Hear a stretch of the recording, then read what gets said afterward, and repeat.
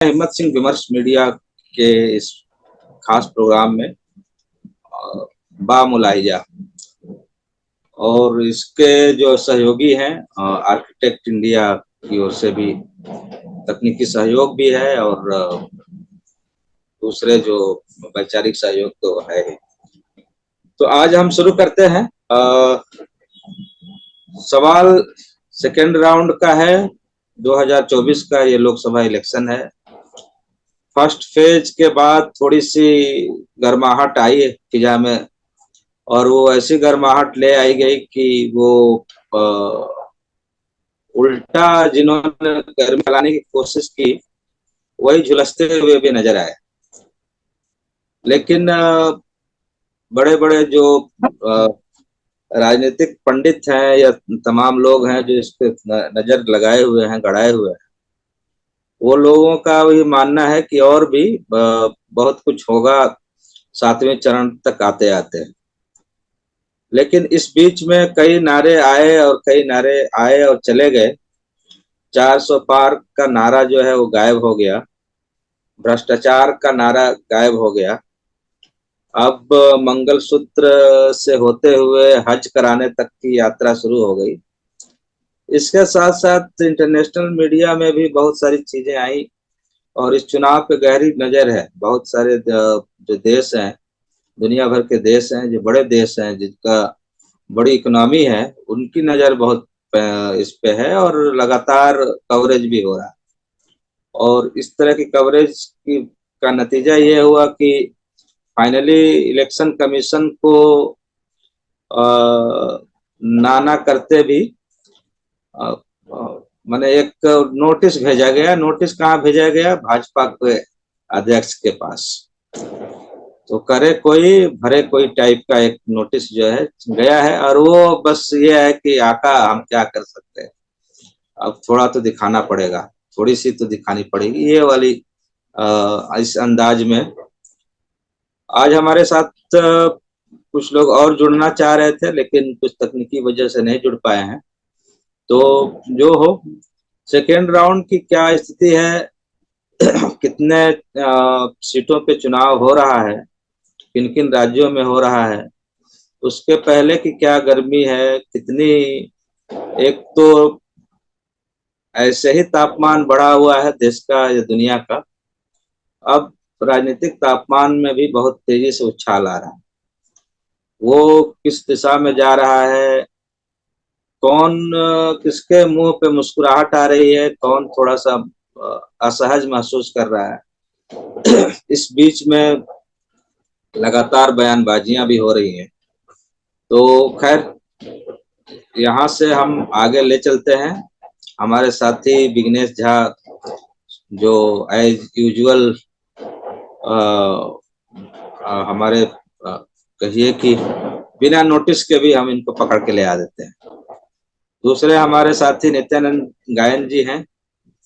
गायन जी कलकत्ता से हैं और वहाँ सबसे ज्यादा वोटिंग हुई, उसकी रिपोर्टिंग भी इन्होंने की, और वहाँ कुछ प्रो बीजेपी का एक थोड़ी सी संभावना जो फर्स्ट राउंड में दिखी है, उसका क्या अगले राउंड के लिए जो विपक्ष है या विपक्ष कहिए या अभी तो वहाँ पक्ष ही है, ममता बनर्जी क्या मेजर्स ले रही हैं, क्या क्या उपाय कर रही हैं, या दूसरे जो दल हैं वहाँ क्या कर रहे हैं पहले राउंड के बाद में, नॉर्थ ईस्ट में क्या है, अभी तमाम चीजें होंगी। तो नित्यानंद जी, मैं पहले आपसे ही शुरुआत कर रहा हूँ कि अभी सेकेंड राउंड आते आते क्या कुछ जमीनी हकीकत में कुछ बदलाव नजर आ रहा है, और कुछ फंसते हुए कौन आ रहा है, एनडीए या इंडिया अलायंस, या जैसा चल रहा था वैसे ही है? नहीं, देखिए अभी भी जो जो पहले जो मतलब जो वोटर थे, विशेषकर जो सीमांत में थे या जो मथुआ वाला वोटर है, उसमें उनका फोकस है। लेकिन ये जो कांड हुआ है, जो मंगलसूत्र और तमाम जो जैसे मांस मछली खाने वाला जो वो हुआ प्रकरण जो हुआ है, उसके बाद से थोड़ा सा, क्योंकि बंगाली जो है वो देखिए वो मतलब मांसाहार करते हैं, मतलब फिश जो है, मछली जो है उनके भोजन का मुख्य है। दूसरी बात है कि एक बड़ी जमात है, जैसे बंगाल में मैंने आपको कहा कि आप देखेंगे कि नुआखाली के बाद उसके बाद कोई इस तरह के मतलब वैसे चीजें हुई हैं, लेकिन यहाँ पे सांप्रदायिक दंगे नहीं हुए। हम्म, यहाँ पे सांप्रदायिक दंगों का उसके बाद से चाहे चुनावी हिंसा को जितना भुना ले, लेकिन सांप्रदायिक दंगे नहीं हुए। तो एक जो होता है ना कि जैसे जो मुसलमान समुदाय, जो मुस्लिम समुदाय है, उनका वोट तो और पक्का हो गया, मतलब इनके प्रति, टीएमसी के प्रति ये करने के बाद। और अब जो इन्होंने ये जो चीजें इन्होंने कही है, उसमें ऐसा नहीं है कि वो हिंदी बेल्ट है या उसकी तरह। मैं ये नहीं कह रहा हूँ कि हिंदी बेल्ट, और जैसे वो कहते हैं ना, वो जो तुलसीदास का जो एक वो है, ढोल चमार शूद्र जो है, अब उसके जो है ताड़न के अधिकारी वाले में जो होते हैं ना कि हिंदी बेल्ट में भी वो ताली बजाते हैं। तो यहाँ ऐसा नहीं है, यहाँ महिलाएं, यहाँ शक्ति की पूजा होती है। मैंने पहले भी कहा, यहाँ महिलाएं बहुत आगे है उस सोच से। ठीक है, तो उस सोच पे ऐसा नहीं है कि वो इस उसमें आ जाएंगे कि भाई आपके मंगलसूत्र और आपकी चीजें कुछ हद तक हो सकते हैं, कुछ क्षेत्रों में प्रभावित हो, जहाँ बहुत सुदूर में जहाँ चीजें अभी नहीं पहुंची है, जो एकदम जो घरेलू महिलाएं हैं। लेकिन बाकी जो महिलाएं आ रही हैं, जो काम, मान लीजिए कि जो शहरों में काम करने आती, ट्रेनें भर भर के, चाहे सुंदरबन हो या दूसरे हिस्सों से, जो कलकत्ता में काम करने आती, जिनको यहाँ दीदी बोला जाता है। यहाँ किसी को नौकर नहीं बोलते हैं उस तरह से, जो काम वाली बाई इस तरह से नहीं बोलते। यहाँ एक संबोधन है जो घरों में डोमेस्टिक हेल्पर जो है उनके लिए दीदी शब्द का यूज होता है। हम्म, कितने बुजुर्ग हों, कितनी कम उम्र की लड़की हो, तो उसको दीदी करके संबोधित किया जाता है। ये तो ये है। तो इससे जी होगा जी। क्या कि अब जो है उससे, और दूसरा है कि ये लोग ये बुलाने लगे कि भाई आपसे तो आपका मछली और मटन छीन लेंगे, ये आएंगे। तो ये बात तो समझ में आ गई कि उनकी ये जो पूरी जो बकवास है, जो मतलब इसको मैं बकवास इसलिए कह रहा हूँ कि एक प्रधानमंत्री के नाते जिस तरह की बातें उन्होंने की है, तो इतने भी अंधकार में कोई समाज नहीं है कि वो इस बात पे यकीन करे कि आपका सब कुछ लूट के लेगा। लेकिन हाँ, क्योंकि हर समाज में कुछ एक ऐसा वर्ग होता है जिसको ये लगता है कि ऐसा होगा, क्योंकि हम्म, उसमें व्हाट्सअप है या दूसरी है कि आप ऐसी चीजें बोल दीजिए कि लोग उस पर यकीन करते हैं। और जब देश का प्राइम मिनिस्टर बोल रहा है, या जो ऐसे भी होंगे उत्तर भारतीय, मतलब जो हिंदी स्पीकिंग जो यहाँ के जो लोग हैं, तो हो सकता हम्म, है कुछ हद तक प्रभावित हो, लेकिन बहुत ज्यादा प्रभावित नहीं होगा वोट ऐसे। लेकिन सबसे बड़ी चिंता की बात यह है, आप ये देखिए कि जो हर फेज में जिस तरह से सेंट्रल एजेंसीज लगाई, मतलब सेंट्रल फोर्सेज लगाई गई, एजेंसीज तो ऑलरेडी है, जो सेंट्रल फोर्सेज लगाई गई है, उन फोर्सेस के अलावा अभी बोला कि राज्य सरकार का जो कंट्रोल रूम है, वहां पे भी सेंट्रल फोर्सेस को, मतलब ऐसे लग रहा है कि जो आप कह रहे थे शुरू में कि अपने शुरुआती वक्तव्य में आपने जो कहा ना कि एक हम्म, नोटिस भेजा गया है, वो भी अध्यक्ष को। जबकि जी जी। आज भी मेरठ में प्राइम मिनिस्टर ने अपने स्पीच में फिर से मंगलसूत्र की बात कही। ठीक है, आज मेरठ में जो उनका, मेरठ में ही शायद, हाँ मेरठ में ही उनका जो स्पीच था, आज भी शायद उन्होंने मंगलसूत्र की बात की है। ठीक है, तो ये जो लगातार, तो इसका मतलब एक तो चीज स्पष्ट हो गया कि अब जो है मोदी साहब को जो है वो, उनको मुसलमानों के वोट की 1% की भी चिंता उनको नहीं है। उनको मुसलमानों का वोट नहीं चाहिए, जो पहले कहते थे कि हमें नहीं चाहिए, जो उनका दावा था, हम्म, कि अब उनको उसकी बिल्कुल भी चिंता नहीं है। इसलिए वो लगातार इसके बावजूद इस तरह की चीजें वो दोहरा रहे हैं। एक और बात जो ये लगातार कर रहे हैं कि ये वो इसलिए भी बोल रहे हैं कि वो बेखौफ है कि चुनाव आयोग उनका कुछ नहीं करेंगे तो तय है, जिस तरह की चीजें हुई है। एक और बात, उनकी हिम्मत इसलिए भी बढ़ी है कि कल की जो बहस हुई वीवीपैट को लेके सुप्रीम कोर्ट में, मैं एक हम्म, नागरिक के तौर पे ये देखता हूँ कि आप ये देखिए, कल जो अगर पूरी बहस को आप सुने तो आप ये देखेंगे कि जैसे दोनों जज जो है वो पैरवी कर रहे थे चुनाव आयोग की तरफ से, जो याचिका करता थे, तो हम्म, सारे जवाब जो है वही दे रहे थे। अगर पूरे उसको आप देख ले तो उसमें चुनाव आयोग की तरफ से जो वकील है उनको शायद बोलने का कम ही मौका मिला हो। तो सारा हम्म, काउंटर जो है वो ऐसे लग रहा है कि दोनों जो मतलब जो खंडपीठ है खन्ना साहब का और दत्ता हम्म, साहब का, तो ऐसा लग रहा है कि वो सारी चीजें वही बोल रहे थे, तो उन्होंने प्रशांत किशोर कह रहा हूँ, प्रशांत भूषण जी को, सीनियर एडवोकेट को, शायद उन्होंने कुछ तल खो के ये भी कहा कि आप ऐसा क्यों, आप नहीं करते। तो इससे इनकी हिम्मत और बढ़ी कि ये कुछ टारगेट इनका है जिस टारगेट के लिए कर रहे हैं, लेकिन इनको जो है अल्पसंख्यक, खासकर जो मुसलमान है, उनकी वोटों की चिंता इनको बिल्कुल नहीं है, और इसलिए लगातार ये जो है अनर्गल चीजें करी जा रही है। तो जमीनी स्तर पे कोई बहुत ज्यादा बदलाव नहीं आया, लेकिन ये चीज तो तय है, क्योंकि जो बाकी जगह पे जिस तरह से इनके इस स्टेटमेंट के बाद इनके खुद के पार्टी में एक जो राजस्थान में थे अल्पसंख्यक के, वो जो किसी पद पर थे, उन्होंने जब टीवी में इंटरव्यू दिया, तो शायद राजीव रंजन ने, क्या नाम है, उनको इंटरव्यू दिया कि ये हाँ ऐसा अभी नहीं। आया है मामला, जी जी। हाँ, तो उनको इन्होंने निकाल दिया। तो आप ये देखिए कि इसका मतलब, इससे एक और उसका उदाहरण है कि इनको उनकी वोट की बिल्कुल परवाह नहीं है। और बार बार मैं ये बात इसलिए कह रहा हूँ कि जो थोड़ा सा भी समझदार है, मैं ये नहीं कह रहा हूँ कि इसका असर नहीं पड़ेगा, क्योंकि ये सारी बातें बहुत सोच समझ के बोली गई है। ऐसा नहीं है कि उन्माद में प्रधानमंत्री ने ये बातें कह दी हो, लेकिन वो बहुत सोच समझ के ये बातें लगातार कही जा रही है।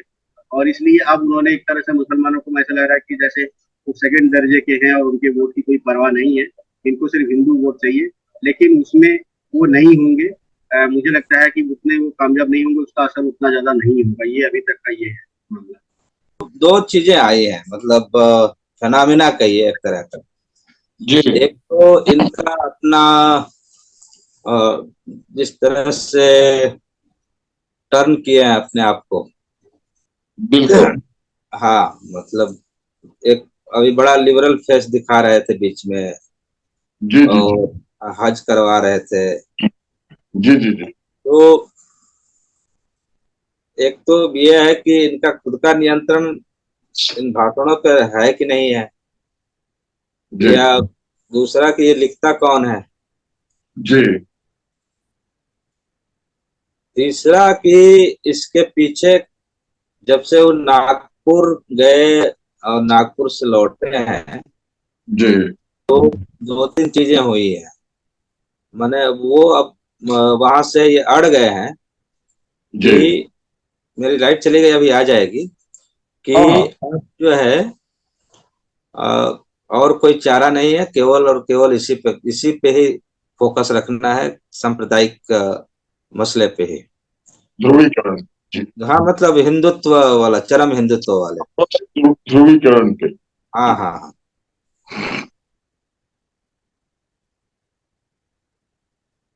तो जी ये, जी हाँ तो ये अब ये क्या अब इसी पिच पे खेलेंगे कि चलिए आगे आने वाले समय में हार भी गए तो कम से कम ये तो रहेगा ना कि हाँ जी हम हिंदुत्व का राष्ट्र बना रहे थे, हिंदू राष्ट्र बना रहे थे, लेकिन अ, धोखा मिला या जो भी हुआ, हम मैंने एक एजेंडा फिर से वो बचा रहेगा। जी। हिंदुत्व के ध्वजावाहक के तौर पे जो है वो अपनी इमेज बचाए बचाए रखना जी चाहते जी। हैं, ऐसा अ, सोच रहे हैं। दरअसल अ, जो मेरा मानना है, जो, हाँ अब आप दिख रहे हैं, भले ही बहुत अच्छे से नहीं लेकिन देख पा रहे हैं। हाँ हाँ हाँ। तो जो मेरा मानना है वो वही है, नित्यानंद जी की बात को ही आगे बढ़ाऊंगा कि हम्म, देखिए, बीच बीच में इन्होंने कोशिश की अपना लिबरल चेहरा दिखाने की, हम्म, लेकिन समस्या ये है कि ये अगर अपना लिबरल चेहरा दिखाते हैं तो इनका जो हिंदुत्व वाला वोट बैंक है, जो इनका बेसिक वोट बैंक है, जी। वो भी खिसकने का अंदेशा है। हम्म। खास करके जो 10-12%, 15% जो फ्लोटिंग वोटर्स हैं, जो मोदी जी के साथ पिछले 2 लोकसभा चुनावों से थे, जी उन फ्लोटिंग वोटर्स के साथ अ, एक अ, एक बात जुड़ी हुई है कि वो अब तक तोल रहे थे कि हिंदुत्व और विकास में से हिंदुत्व और जो मूलभूत सुविधाएं हैं, मूलभूत जो आवश्यकताएं हैं लोगों की, इन दोनों के बीच में क्या चुन। तो 2019 तक, यानी 2014 और 19 में उन्होंने मूलभूत आवश्यकताओं के ऊपर हिंदुत्व को चुना, क्योंकि तब स्थिति इतनी बुरी नहीं थी। लेकिन आज जो स्थिति है, चाह के भी लोग अब हिंदुत्व के नाम पे अपने घर का बचा खुचा नाश करवा सकते। अब घर में अनाज और बच्चों की पढ़ाई, दूध, यहां तक की स्थिति आ गई है कि लोग उसके बारे में सोच रहे हैं। तो जो फ्लोटिंग वोटर्स हैं, उनको वापस हिंदुत्व के पथ पे ला करके जो इनका एजेंडा चलता रहा है पूंजीवाद का, पूंजीपतियों के साथ मिलकर, पूंजीवाद ही नहीं, क्रोनी कैपिटलिस्ट जो है, ये सरकार द्वारा पोषित जो पूंजीपति हैं, उनके साथ उसके जो खेल चल रहा था वो निर्माण करता रहे। इसके लिए सिर्फ प्रधानमंत्री मोदी, भाजपा या संघ ही नहीं लगा हुआ है बहुत ही शिद्दत के साथ, बल्कि जो कॉरपोरेट लॉबी है, जो पीछे से गवर्नेंस कर रही है। आप पिछले 10 सालों के जितने भी, 10 साल नहीं भी तो पिछले 8 सालों के जितने भी अमेंडमेंट्स हुए हैं संसद के, या जितनी भी नीतियां बनी है, उनके ड्राफ्ट्स की भाषा उठा के देख लीजिए, आपको समझ में आ जाएगा कि वो भाषा जो है वो किसी आईएएस ऑफिसर्स की, वो आईएएस ऑफिसर्स की नहीं है, वो सोशल जो सेक्टर है उसकी नहीं है, वो जो ट्रेडिशनली जो भाषा उपयोग की जाती थी वो नहीं है, वो कॉर्पोरेट की शैली है, कॉर्पोरेट की भाषा है। तो जो पीछे से जो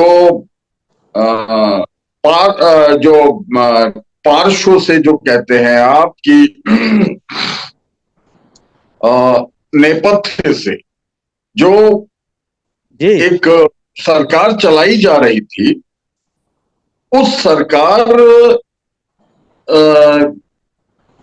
के अब बनने की स्थिति गड़बड़ देख करके एक ही एजेंडे पे काम चल रहा है, वो है हिंदुत्व के नाम पे किसी तरह अपना जो वोट बैंक था 30, 35, 39% का, उस वोट बैंक को कम से कम अपने साथ जोड़े रखने का, क्योंकि वो उस वोट बैंक का भी एक बहुत बड़ा हिस्सा खिसक रहा है, बहुत बड़ा हिस्सा खिसक रहा है। और जहां तक बंगाल का नित्यानंद जी ने कहा, उसमें मैं एक चीज जोड़ देता हूं कि जितने भी समुद्री इलाके के समीप के जो राज्य हैं, और हमारे मिथिलांचल और बंगाल की जो धरती है, बहुत सारी ऐसे क्षेत्र और भी हैं जहां तालाबों का, झीलों का बड़ा उनकी उनकी उनकी उपस्थिति बहुत ज्यादा है, वो बहुत ज्यादा संख्या में।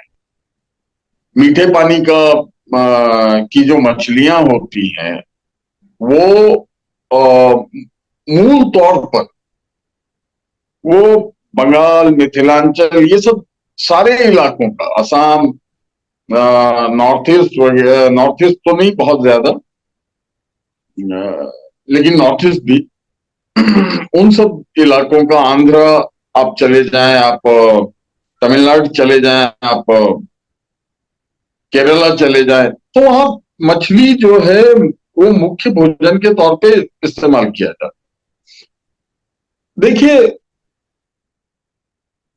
यदि हम, अच्छा, बलि की प्रथा जो है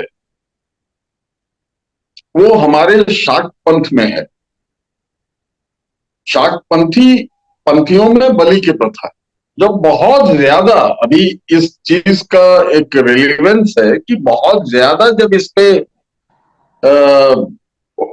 हल्ला हल्ला गुल्ला हुआ, हो हंगामा हुआ, तो बहुत सारे मंदिरों ने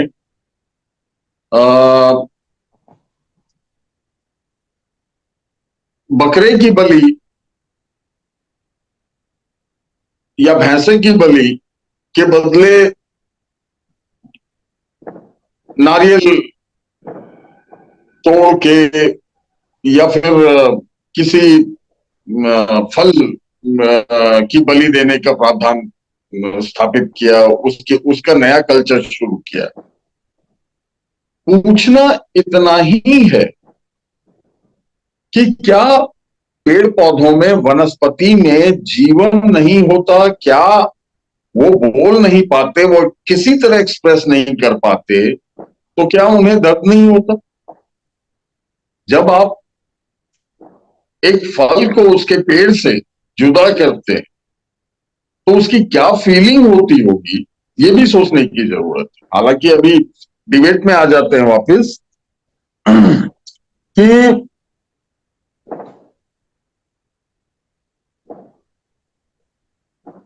दरअसल देखिए, जो कॉरपोरेट लॉबी,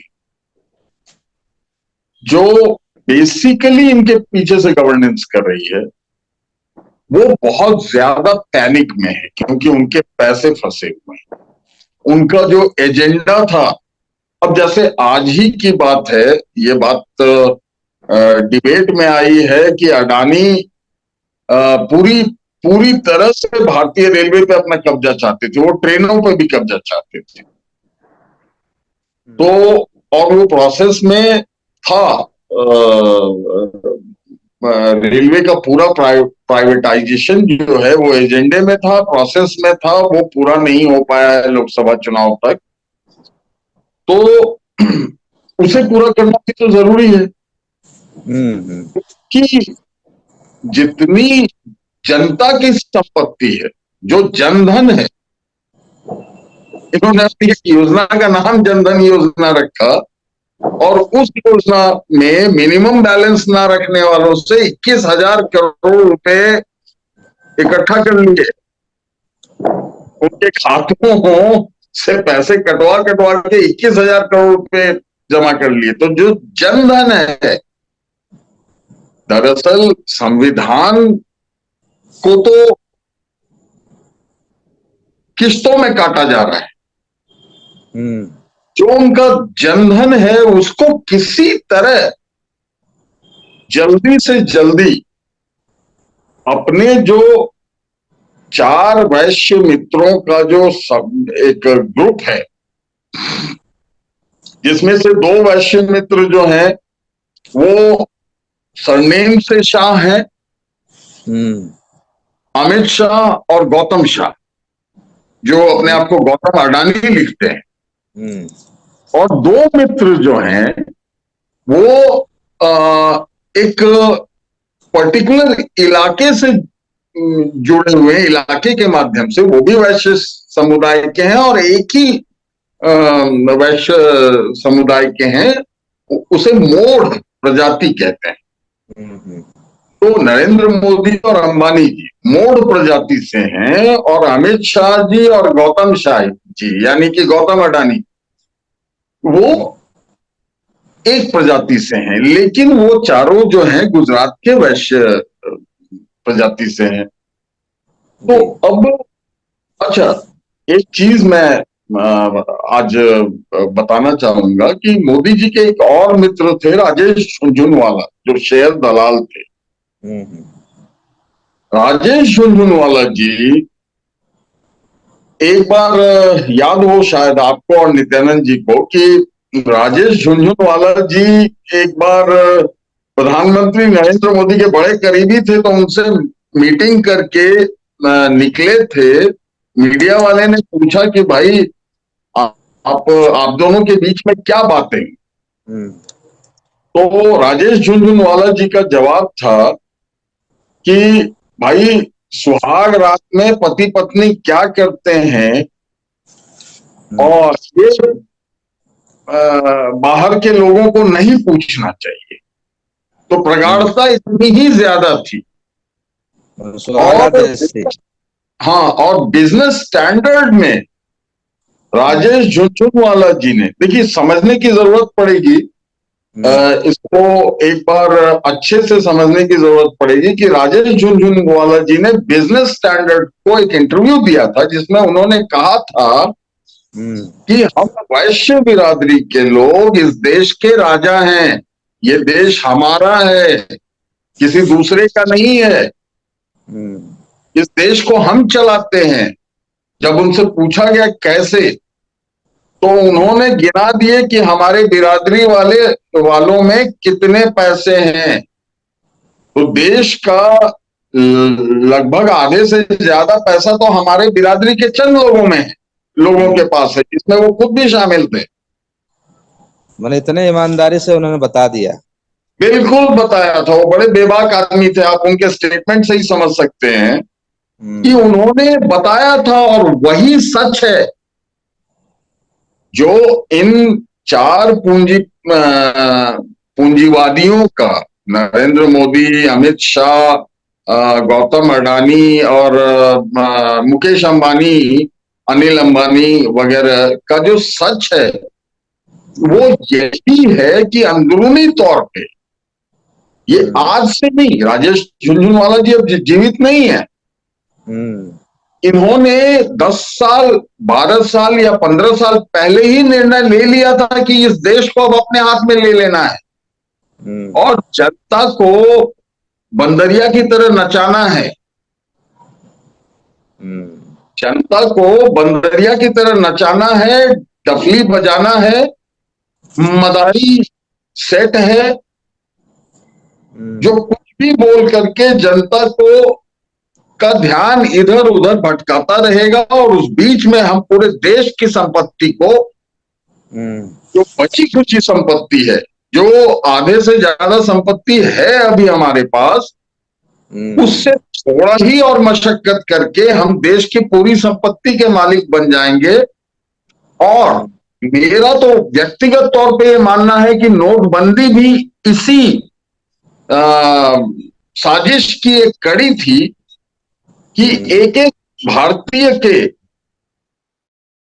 जो एक एक भारतीय का जो के पास जो थोड़ी थोड़ी करके संपत्ति थी, उसका भी आकलन हो जाए, उसका भी एक एक डिटेल बाहर आ जाए, हम्म। और उसकी स्थिति कल को ऐसी ना हो जाए कि वो हमारे सामने खड़ा होगा। जी। हम्म। नित्यानंद जी, आपने तो सुन लिया। जी। और एक तो दो दो तीन चीजें हैं कि जिस तरह 91 का जो एक मसला है, एक क्या कहते हैं, एक तो लाइन है जहां से पूरी की पूरी अ,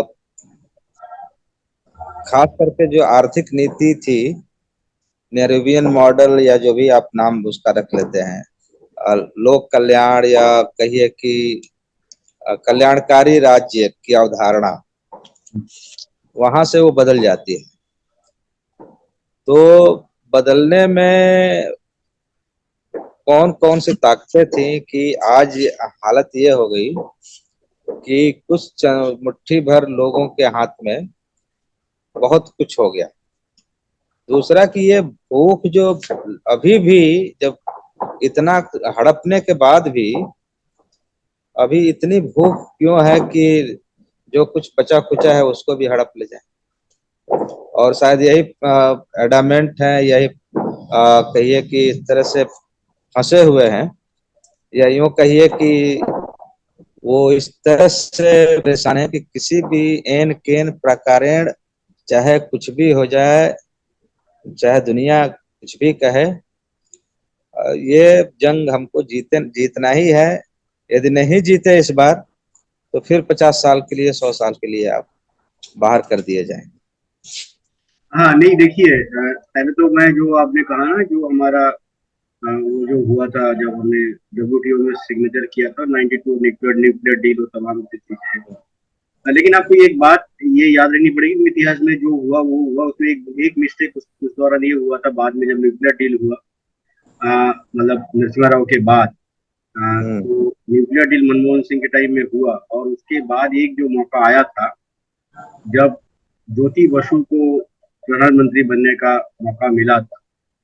हालांकि हरकिशन सुरजीत जो है, ये अंदर की खबर है कि हरकिशन सिंह सुरजीत और ये सब रेडी थे बनाने के लिए, लेकिन उनको ये शायद अड़ गए थे आपके प्रकाश करात, और फिर नहीं बनने दिया जो भी हो। लेकिन उन तमाम चीजों के बावजूद उस सरकार में और अभी जो सरकार है 14 के बाद से, उसमें बुनियादी अंतर पे ध्यान रखना पड़ेगा। और ध्यान रखिए, वो ये है कि उन तमाम चीजों के बावजूद लोक कल्याण जो कार्य है वो कार्य हो रहे थे। जैसे उसके बाद ही मनरेगा आया, राइट टू फूड बिल आया ना, जो आपको भोजन का अधिकार वाला, फिर education policy, right to education वाला, ये तमाम चीजें, इन तमाम चीजों के बावजूद लोक कल्याण कार्य में भले ही कम बेसी हुआ है, लेकिन उसमें काम हुए हैं, और वो मतलब बहुत ऐतिहासिक काम है। 3 काम तो ऐसे ही है। आरटीआई वाला कानून 2005 वाला, आप देखिए, सूचना का अधिकार, इस तरह के काम आए जिससे जनता का जो लोकतंत्र पे या सत्ता पे जो ये जो आरटीआई जो आया था, ये तो बहुत बड़ा मतलब ऐतिहासिक था, मतलब एकदम जिसको वो करने का। एक जोड़ देता हूँ, national policy for street vendors भी 2013 के आखिरी में आया था जी, वो भी लोग उसी में। नहीं देखिए, जैसे मैंने उसमें आया था ना, और उसमें ये देखिए कि जो राइट टू फूड वाला जो है, उसके बाद जो मिड डे मील और ये तमाम जो चीजें आई, उसके बाद ये चीजें शुरू हुई, तो ये काम उसमें जारी थे। उसमें आए थे प्राइवेट वो आए थे, और फॉरेन इन्वेस्टमेंट्स भी आए थे, लेकिन उसका एक दायरा था। उसमें इस तरह से उसमें आर्थिक जोन बनते थे, लेकिन पूरी की पूरी इस तरह से आप इंडस्ट्रीज नहीं दे रहे थे कि आप मतलब बीएसएनएल ने टावर लगाए तो उन टावरों का यूज जो है उस कंपनी को बंद करके उन टावर का यूज जो है जियो कर ले, है ना। कोई एक्सीलेंस, यूनिवर्सिटी ऑफ एक्सीलेंस बना रहे हैं, यूनिवर्सिटी कहीं जमीन पे नहीं है, उसी को अवार्ड दिए जा रहे हैं। तो ये तमाम चीजें हुई थी, और ये उससे पहले शुरू हुई थी। आप याद कीजिए, उसके बाद जब अटल जी की सरकार, उस वक्त जो चीजें हुई थी उसकी बुनियाद पेंशन खत्म कर दी गई थी यार। सबसे बड़ी बात है कि आपकी पेंशन खत्म कर दी गई, ये था। फिर एजुकेशन में जो निजीकरण की जो पॉलिसी, उन्हीं के टाइम में, ये आनंद स्वरूप वर्मा वरिष्ठ पत्रकार कई बार ये बात कह चुके हैं कई मंचों पे, कि इसमें उस ग्रुप में ये थे आपके अडानी, अंबानी थे, और भी लोग उसमें थे, और बताया था कि शिक्षा केंद्रों में जो है निजी, और उसमें जो है इस तरह के राजनीतिक गतिविधियों को खत्म करने की सिफारिश की गई, उसमें ये था। तो ये जो आप कह रहे हैं कि उसमें नहीं, लेकिन वर्तमान में जिस तरह की चीजें हुई है कि पूरी की पूरी जो सरकारी जो आपके जो सार्वजनिक क्षेत्र के जो उद्योग हैं, उनको आपने निजी उसमें दे दिया, और उसके बाद आप देखिए कि कहाँ क्या हो रहा है। आपकी जो किसी भी देश की एक पहचान थी कि उसकी अपनी एक एयरलाइंस थी, ठीक है ना, उसकी एक अपनी एक एयरलाइंस होती है। यहाँ एयरलाइंस है ही नहीं, लेकिन उड्डयन मंत्री, देश के पास अपना कोई सरकारी एयरलाइंस नहीं है, लेकिन उड्डयन मंत्री है। तो भैया क्या है, मैं जो हेलीकॉप्टर उड़ा रहे होंगे। हाँ, तो मैं जो है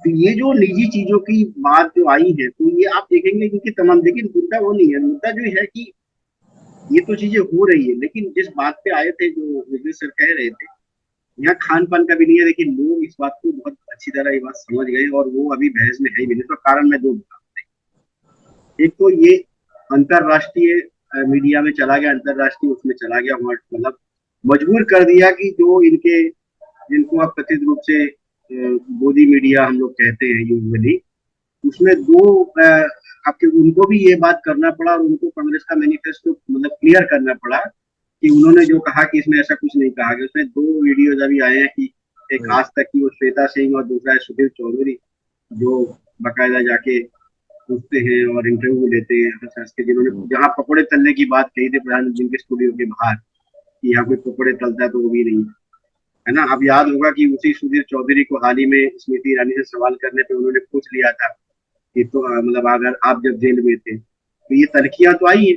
तो इस तरह से ऐसा नहीं है कि आप मीडिया का वो पक्ष भी समझ में आ गया कि बहुत ज्यादा पावरफुल अगर हो जाए तो जो चापलूसी कर रहे हैं या जो चमचागिरी कर रहे हैं उनको भी खैर नहीं है। थोड़ा सा भी लाइन इधर गया, जैसे राम मंदिर वाले में पूछ लिया एक वो एंकर ने, और अमित शाह जी ने कह दिया कि वहाँ बीजेपी का कौन था। भाई बीजेपी का ही कार्यक्रम था प्राण प्रतिष्ठा वाले में। नहीं, एक चीज और जानना ये चाह रहा हूँ कि हो सकता है बहुत दुनिया जी जी एक और चीज उसमें एक और चीज हो गया कि देखिए ये इन्होंने करके ये जो अभी प्राइम मिनिस्टर साहब ने जो बातें कही है मोदी जी ने अपने भाषण में, ऐसा नहीं है ये जैसे बोलते हैं उसका फैक्ट चेक हो रहा है, इतना तेज है। और जैसे मान लीजिए कि इन्होंने एक बात कही, एक वर्ग यहाँ बैठ के कहा, वो घर जाके फिर उन चीजों को देखते हैं कि मोबाइल में आ रहा है, इस तरह की चीजें आ रहा है, वो फैक्ट चेक तो करते हैं। लेकिन कोई अगर ब्रेन वॉश हो गया है ना, जिसको बांग्ला में बोलते हैं, आपको याद होगा वो सत्यजीत राय की एक फिल्म थी हीरो ऑफ राजा देश, मतलब हीरे के खान के मतलब जो देश है उसके देश के राजा के उत्पल दत्त उसमें राजा बने थे। और उसमें जो है वो एक बंद कमरे में ले जाके नागरिकों को जो सवाल करने वाला था उनके ब्रेन वॉश उनको कर दिया जाता था और बोलते थे कि हीरो के राजा भगवान, तो हीरो देश का राजा जो भगवान है। तो यहाँ तो उनकी जरूरत नहीं पड़ी, इन्हीं के जो कोई नड्डा साहब और बाकी लोग भी कह दे रहे कि ये तो अवतार है। अभी कौन से भगवान की अवतार है तो वो जाने, है ना। इन्होंने शायद अपने पिताजी को कभी भगवान नहीं बोला होगा, मुझे नहीं लगता है, लेकिन ये अवतार बोल देते। तो कुल मिला के देखिए वो होता है ना कि एक कहावत कि आप जितना मुंह खोलेंगे आप उतना एक्सपोज हो जाएंगे। कई बार होता है ना कि आपको सुनना चाहिए, लेकिन ये तो शुरू के 5 साल तो ये जबरदस्ती मन की बात करते रहे, जबरदस्ती मन की बात करते रहे, ठीक है। तो आप जितना बोलते, मैं जितना बोलूंगा मुझे पता ही नहीं चलेगा, मैं फ्लो में बोलता जाऊंगा तो मुझे ये रियलाइज भी नहीं होगा, मैं तो इस गुमान में रहूंगा कि मैं सही बोल रहा हूँ जी। लेकिन वक्त इनके पास है नहीं, किनको अभी डर सता रहा है ये चीजें। अब देखिए आज की खबर थी, शायद खबर आ रही है मीडिया में, कहीं खबर थी कि गडकरी जी को अलग वहां से दरकिनार कर दिया गया, उनको अलग थलग कर दिया गया, है ना, नागपुर में। तो ये चीजें हो रही तो विदिन द पार्टी, जी है ना। जी। दूसरी बात है ना, तो ये तमाम जो चीजें आप कह रहे हैं कि वो तमाम चीजों के होने के बाद जो शुरू में यूपीए सरकार में जो चीजें हो रही थी, जैसे मनरेगा एक मतलब एक मिनिमम, मतलब मान लीजिए कि किसी को 5,000 रुपए की जरूरत, मनरेगा का काम उसको था ना भाई, उसके पास काम था, वो पूछ सकता था, है ना। लेकिन इस तरह से आरटीआई में मतलब मान लीजिए कि आप प्रधानमंत्री की डिग्री के बारे में पूछ रहे हैं कि आप नहीं देंगे, सीआई वो जो केंद्रीय सूचना आयोग जो है उनके कहने के बाद भी आप नहीं दे रहे, तो दिख रहा है तानाशाही तो दिख ही रहा है कि आप नहीं देंगे, मनमानी आप कर रहे हैं। तो ऐसे में तो संविधान के जो शुरू में आप कह रहे थे कि जो संविधान और उसमें विश्वास करने वाले लोग हैं उनका तो ये पक्का विश्वास हो गया कि अगर दोबारा ये सरकार आई तो उनके उनके अधिकार और ये संविधान कहीं से भी सुरक्षित नहीं रहेगा, ये बात तो तय मानते। ना एक चीज और, चूंकि हम लोग चुनाव के मद्देनजर बात कर रहे हैं तो स्वाभाविक रूप से वो तमाम मुद्दे जिस पे आज जो संकट है वो सब तो हमको देखना ही पड़ेगा। दो मतलब एक चीज मैं ये जानना चाह रहा हूँ कि बीजेपी को वोट दे कौन रहा? नहीं देखिए बीजेपी को कोई वोट नहीं है, एक एक का देखिए यहाँ पे अभी भी जो देखेंगे ना, मोस्टली जहाँ चुनाव जहाँ से डोमिनेट होता है, दक्षिण तो आप छोड़ दीजिए, दक्षिण में हो नहीं रहा है। आप एक काम कीजिए, यहाँ पे आप उत्तर प्रदेश में जहाँ पे सबसे ज्यादा सीटें आप वहां से अगर ले तो आप देखेंगे कि वहां पे अभी जो नारा चला था, चाहे वो पश्चिमी उत्तर प्रदेश में जो बात कही थी ना कि हमें नाराजगी नहीं है, लेकिन वो कैंडिडेट की बात जातीय समीकरण पे यहाँ वोट जहाँ पे हो रहा है, तो ये वर्ग ऐसा है जो बनियों का वर्ग है, एक कास्ट विशेष है जो अपर कास्ट का है, उनका वोट बढ़ा हुआ है, वो वोट कहीं नहीं जाने वाला वो अभी भी। लेकिन हो सकता है कि उसमें से कुछ टूटे भी। इस बार चांसेस ये है कि वो जो इनके जो पारंपरिक जो वोटर है जो मतदान करते रहे हैं उनका भी मन अब उठ चुके, वो देख चुके, उनको कोई फायदा नहीं हुआ। वोट देने वाले एक्चुअली वही लोग हैं। और कुछ लोग जो धार्मिक और तमाम बातों में या राष्ट्रवाद के नाम पे जो पिछले बार आए थे, 2 बार देख लिया चक्के, उसका कोई परिणाम तो आया नहीं। तो वोट देने वाले तो लोग वही है। कोई नए ये लोग बहुत ज्यादा जोड़ लिए थे जो 19 तक, वो उसमें अब वो वाला अब ये खेल नहीं होने वाला जिस तरह की रिपोर्ट्स हम देख रहे हैं। हालांकि ये कहना टू अर्ली होगा, लेकिन अभी भी जिस तरह के जो रुझान आ रहे हैं उसको देखते हुए ये कहना होगा कि जो लोग हैं, हो सकता है कि उसमें बहुत बदलाव आ जाए, कि आप वो विश्वास करें, क्योंकि जिसके नाम पे वोट दिया गया था ऐसा तो कुछ नहीं रहा। नहीं, एकदम सही कह रहे हैं विघ्नेश भाई। सवाल तो वही है कि किसान नाराज है, युवा नाराज है, महिलाएं नाराज हैं, श्रमिक नाराज है, तो वोट कौन देगा? पहली बात। दूसरा कि चलिए, पहले तो आपने बड़े बड़े सब्ज बाग दिखाए पहले जी तो। हाँ, तो लोगों ने लगा कि शायद अच्छे दिन आने वाले हैं तो दिया। दूसरा दिखा दिया कि यदि ये नहीं रहेंगे तो देश पे पाकिस्तान का कब्जा हो जाएगा, या क्या क्या सब चीजें हो जाएगा, मुंह तोड़ जवाब दे देंगे।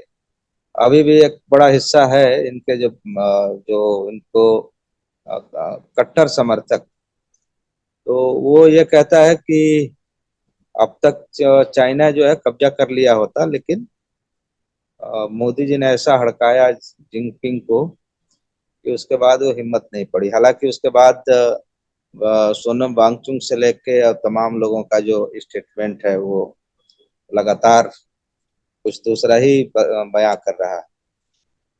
अब केवल ये जानना चाह रहा हूँ कि वोट इसको इनको मिल कहाँ से रहा?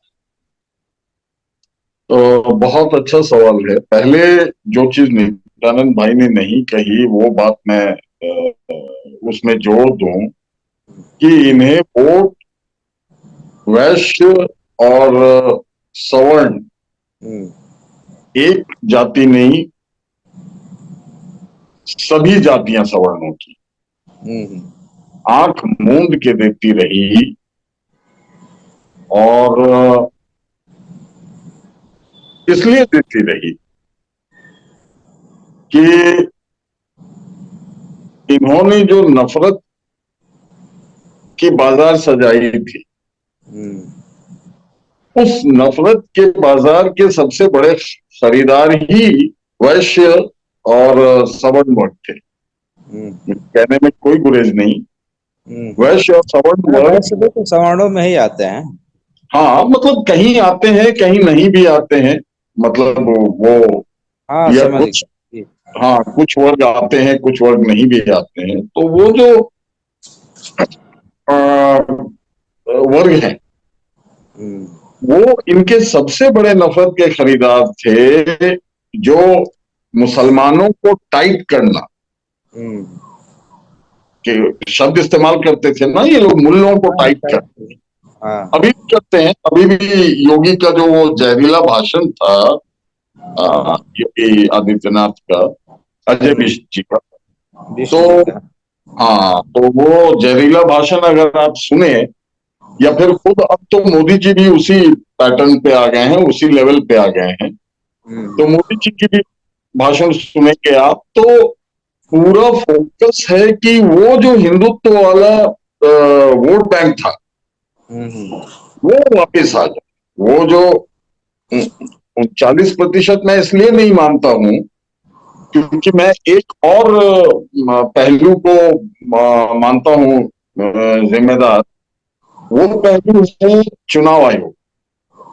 हम्म। अब बेकार है ईवीएम पे किसी तरह का अकेला ईवीएम को दोषी बताना, हम्म।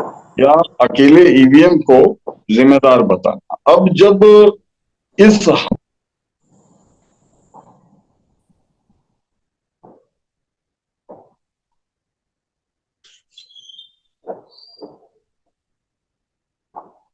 जी। लग रहा है कि शायद तकनीकी कारण से जी आ गए, जुड़ गए। जी जी जी, हाँ।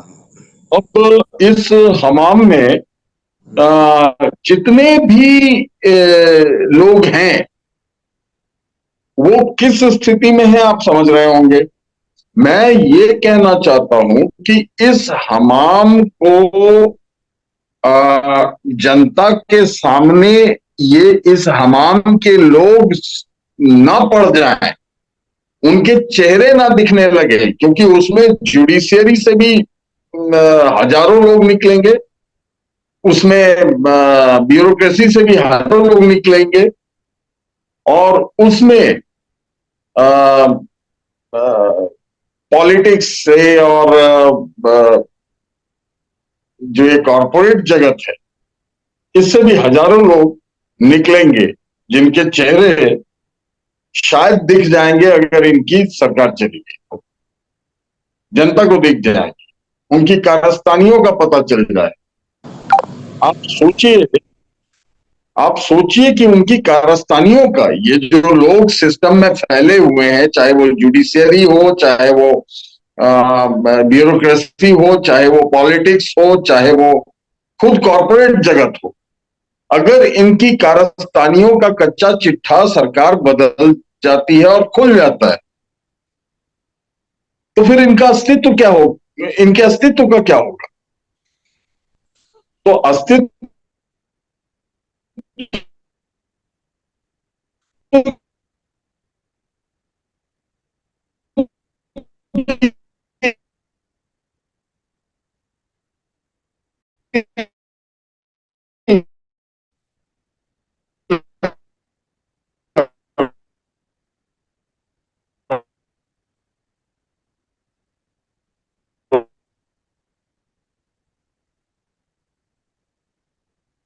लड़ाई सिर्फ विपक्ष ने, अस्तित्व की लड़ाई जो है वो सिस्टम के फैले हुए लोग, वो आयुक्त भी, वो जितने हैं, और पूरी तरह से अपनी सारी सारी शक्ति लगा डाली है कि ये सरकार बदलना नहीं चाहिए, अगर बदलेगा तो कच्चा चिट्ठा खुलेगा, और कच्चा चिट्ठा खुलेगा तो इस हमाम के सारे लोग, वो कहावत है ना, कद्दू कटेगा तो सब में बटेगा।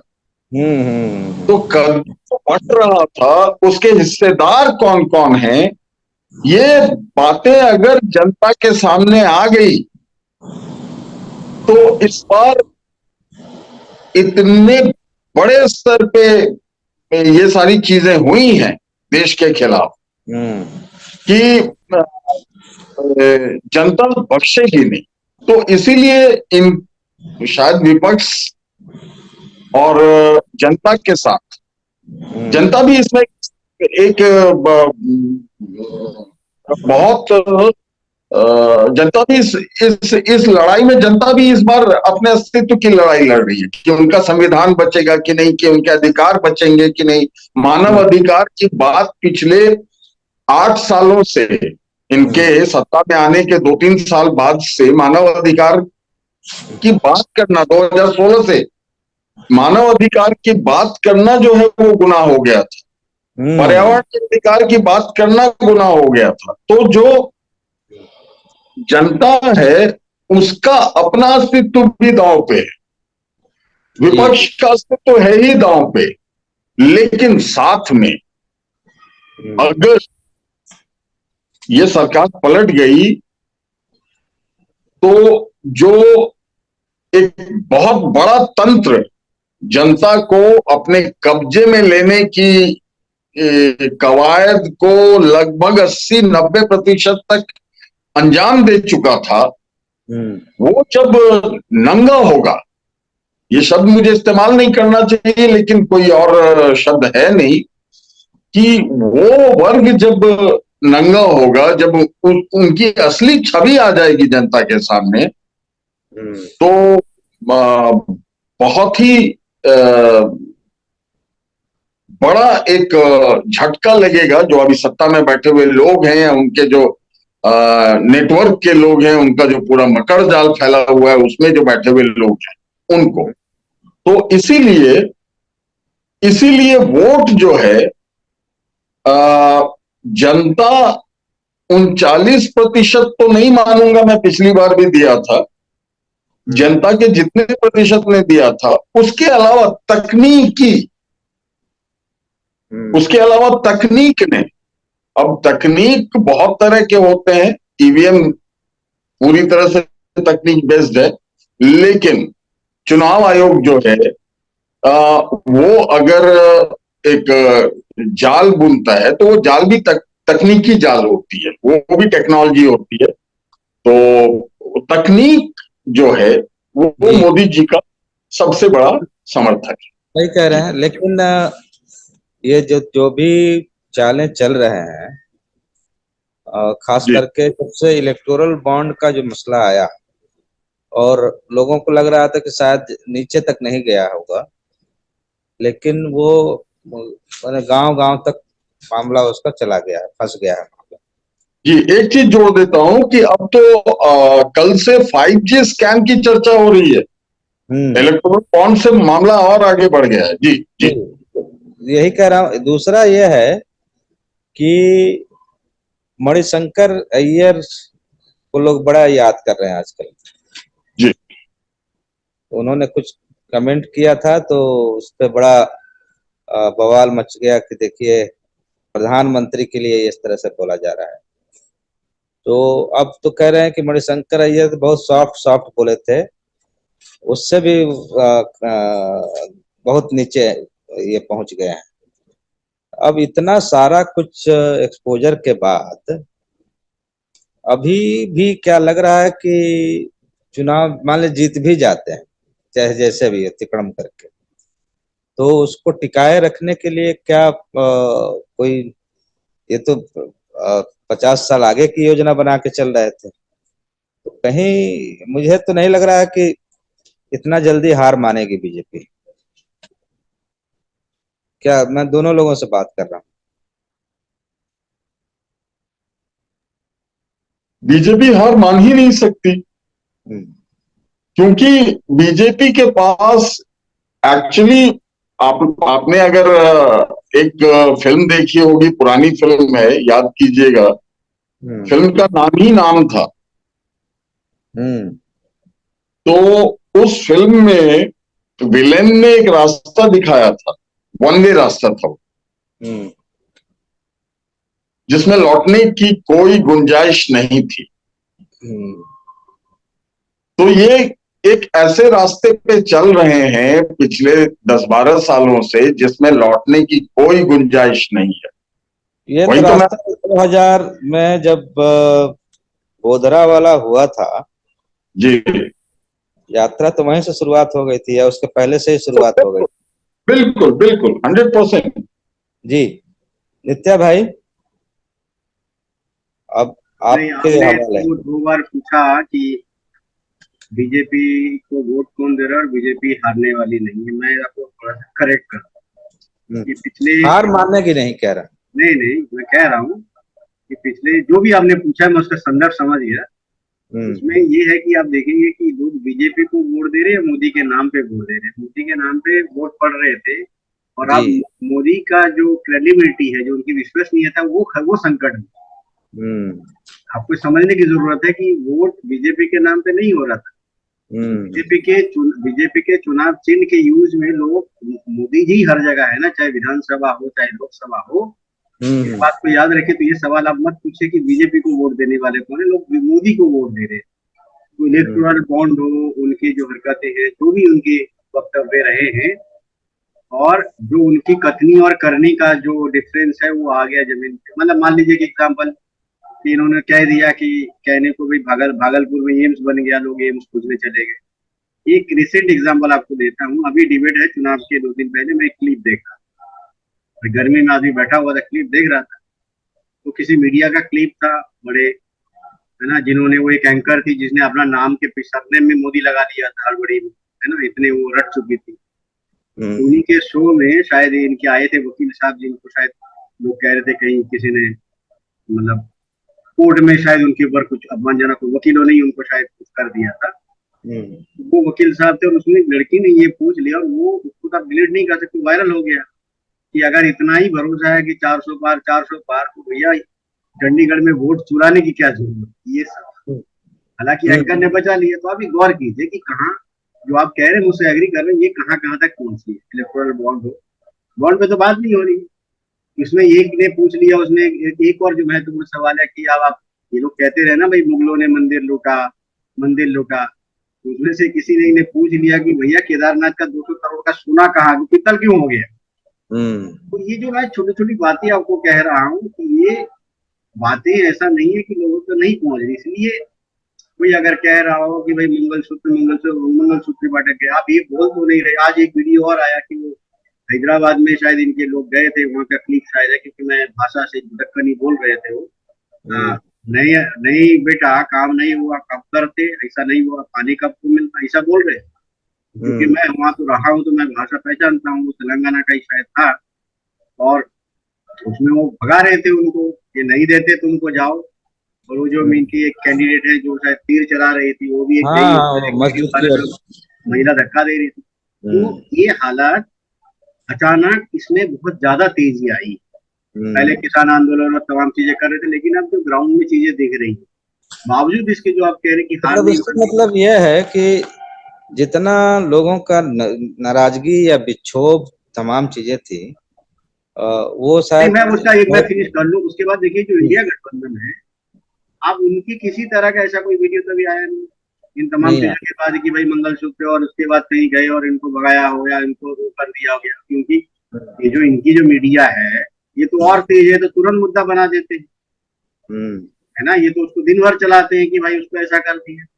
तो मैं एक एग्जांपल दे रहा हूँ, मैं एक सामान्य नागरिक की तरह चीजों को देख रहा हूँ कि भाई मैं भी अगर देख रहा हूँ तो मैं पूछ रहा हूँ कि लोग सवाल क्या पूछते, क्या किया आपने ब्लॉक के लिए, आप भाग रहे हो, आपको भागना पड़ रहा है, ठीक है। चाहे वो ओम बिरला का हो या तमाम जगह पे जो उनके बड़े नेता है, उनको भगाया जा रहा है ना। सुने की भी गिरिराज जो सिंह थे, उनको भी शायद वहाँ कहीं से भगाया गया। तो इस तरह की खबरें लगातार आ रही और ये खबरें स्प्रेड हो रही। तो ये जो दूसरी बात है कि अब ये देखिए, इन्होंने जो गाय किए हैं, अब ये बात तो सबको आ गई है। वो ज्यादा अगर सेंटिमेंटल हट करना है तो एक तो इन्होंने कहा कि जो खबरों में आया कि भाई पाकिस्तान से इन्होंने चंदा लिया, दूसरा है कि जो बीफ बेचने वाली कंपनी उनसे इन्होंने चंदा लिया। तो अगर हट ही करना है तो जो गौरक्षक थे जिन्होंने लिंचिंग किया था मतलब उसके नाम पे, तो ये इन चीजों को देखने की जरूरत है। लेकिन कुल मिला के जो आप बात कह रहे थे उसमें ये है कि पूरी तरह से सारा जो मैकेनिज्म है, जिनको ये वोट कराना है, जो चीजें करा रही है, अभी भी इनका कब्जा है। तो चिंता, और उसमें जुडिशरी का भी जो पक्ष है, जो मैंने शुरू में ये बात कही थी कि आप ये खा जाते तो हम नाचने लग जाते हैं कि चीजें हुई।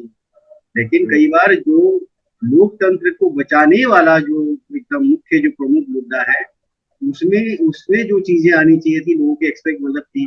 अब बताइए कि 17,000 लोगों ने ईसीआई को चिट्ठियां लिखी, बावजूद उसके आपने ही कहा कि अध्यक्ष मैंने नहीं देखी थी कि वो, मैंने शायद एक पोस्ट भी डाली थी, बाद में मैंने हटाया, लेकिन कि क्या हो रहा है मसले में, आज भी उन्होंने कहा। तो आप जाके उन्होंने एक नोटिस थमा दिया। ये अगर किसी अन्य पार्टी का होता, किसी अन्य पार्टी के कैंडिडेट ने ये बात कही होती तो आप तो तुरंत उसको बैन लगा देते, और आपने किया भी है, उदाहरण है। तो ऐसा नहीं है, जो विघ्नेश जी कह रहे थे कि अगर चुनाव हो गए और इनकी सरकार नहीं बनती तो ये सारे सवाल आज नहीं तो कल जो है शायरी वाले राजीव कुमार साहब जो है नहीं, एक चीज तो जी एक चीज तो और लग रही है, तो लोग तो पूछेंगे हार गए ये, और जितना जनता खार खाई हुई है, और जो सरकार बनेगी, यदि वो एक बात आपको रोक के एक मिनट कह दूं, उत्तर प्रदेश से मेरे जो साथी हैं वहां पे, मैंने उनसे बात की 3-4 लोगों से, उन्होंने बाकायदा कहा कि इस बार 20 से 25 सीटें जो है इनकी कम आने वाली। अच्छा, पहले से ही मतलब 20 से 25 जो सीटें जीती थी, इस बार 20-25 सीटें जो है इनकी कटने वाली। ठीक है जी, 20 से 25 सीटें इनकी, ये उनका है, मतलब मैं नहीं कह रहा हूँ, लेकिन उत्तर प्रदेश से जो लोग हैं जिनको मैं जानता हूँ, जिनसे मेरी बात हुई है, तो उन्होंने ये बात मुझसे कही। क्योंकि मैं यहाँ तो अभी प्रचंड गर्मी है और दूसरे कारणों से मैं नहीं निकल पा रहा हूँ अभी गर्मी के कारण, लेकिन उत्तर प्रदेश में मैं गया नहीं हूँ, तो इसलिए मैं कह रहा हूँ कि मेरी जो उनसे बात है, लेकिन रिपोर्ट तो आई जाती है, पत्रकार हैं तो एक सजग पत्रकार होने के नाते। तो ये उनका आज ही मेरी बात हुई, तो उसमें मैंने जो पूछा, मेरे एक बहुत विश्वसनीय जो है मित्र, उन्होंने कहा कि वोट तो अभी भी जातीय समीकरण पे ही होगा, लेकिन बावजूद उसके उनके 20 से 25 सीटें कटेंगे। जातीय समीकरण तो विघ्नेश भाई ने बता दिया कि जो अपर कास्ट है और वो है, नहीं, आज वो भी नाराज है, उसकी भी खबर आज नाराज है, लेकिन अब ये पता नहीं, अभी कह नहीं सकते, लेकिन उसने जो कहा वो ये है कि इससे खबरें तो ये खबरें तो ये भी आ रही हैं कि मतलब ये है कि मोदी को हम नहीं छुएंगे, क्या योगी को नहीं छुएंगे, लेकिन मोदी को नहीं छोड़ेंगे। उनके अंदर से भी खबरें आ रही हैं, मतलब वहां भी अंदर खाने हैं, वो उनकी आपस की लड़ाई, हम उसमें नहीं जाएंगे, और उससे क्या हो जाएगा वो आपस में क्या आपको याद होगा ना, गया में शायद जीतन राम मांझी कोई जो है वो घसीटा गया, भगाया गया, जो भी है चीजें ऐसे नहीं है। और मतलब बिहार में भी यही कमोबश यही स्थिति, जो रिपोर्ट अभी तक आ रही है वो चीजें ही है। और ये लगातार जो मैं कह रहा हूँ, आप एक बात कहे थे जो मैं शुरू में कह रहा था कि लगातार जब आप बोलते हैं, मतलब मैं आपको लगातार गाली दे रहा हूँ, अगर 10 लोग देख रहे होंगे तो 10 लोग ये तय कर लेंगे कि वो व्यक्ति तो शांत खड़ा ये गाली दिए जा रहा है, कुछ रिएक्ट ही नहीं कर रहा। तो वो जो कल को आपके साथ थे उसमें 4 लोग कहेंगे नहीं तुम गलत हो, जिनका विवेक थोड़ा सा भी जगह होगा। तो एक बार ऐसा हो रहा है, अभी तक होता हुआ दिख रहा है।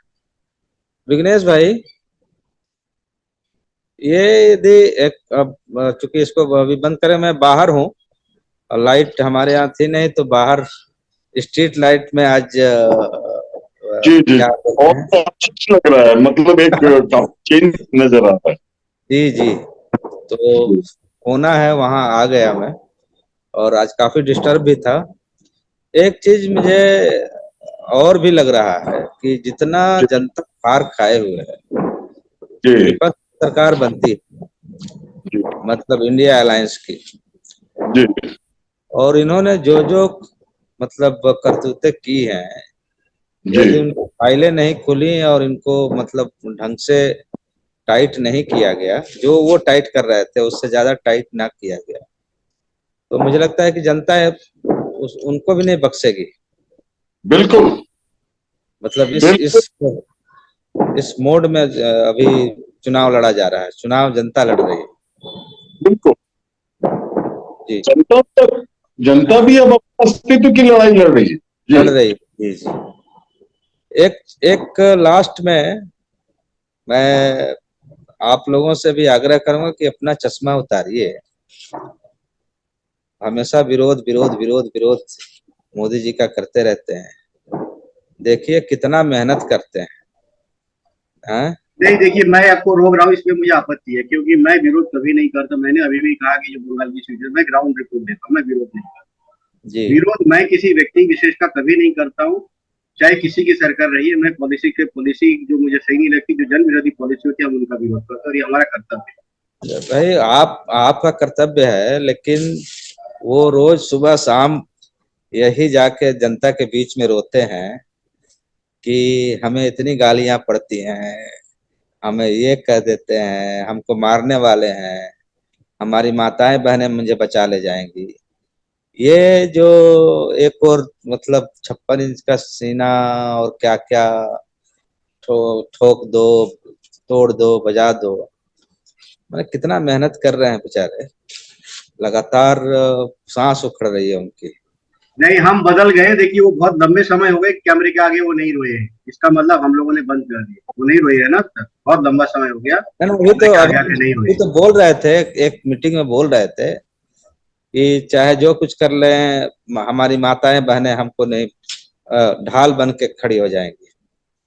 तो मतलब यही है कि कहीं ना कहीं उनको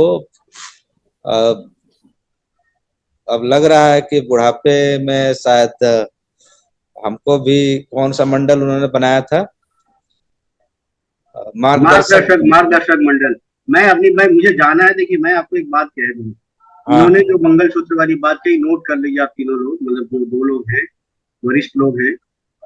इन्होंने कहा मंगलसूत्र की बात है, छीनने की बात है।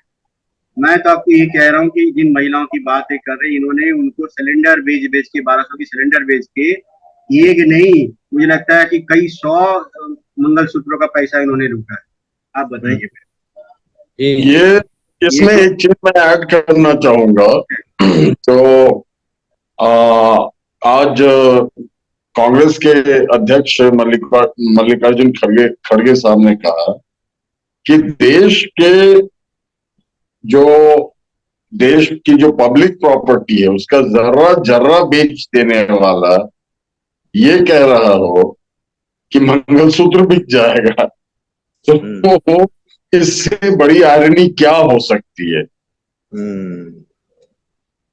चलिए, तो हम लोग भी यहीं खत्म करते हैं। और सेकेंड राउंड का जो फर्स्ट राउंड से जो शुरू हुआ है, जिसको एक नया टर्म दिया था ममता बनर्जी ने, खेला होबे, तो बाद में उसको जब जनता ने उस खदेड़ना शुरू किया तो खदेड़ा होबे का एक ये झाड़ू लगना शुरू हो गया है। तो उम्मीद करते हैं कि जो भी जैसा भी है संविधान, और सबसे बड़ी तो मुझे लगता है कि जनता के बीच में जो संवैधानिक मूल्य हैं या समाज में ऐसे ही पहले से बने बनाए मूल्य हैं, वो शायद इतना नीचे नहीं गिरेंगे जितना ये नीचे गिरे हुए हैं और गिरा भी रहे हैं। तो आप दोनों लोगों का बहुत बहुत आभार कि आप लोग आए।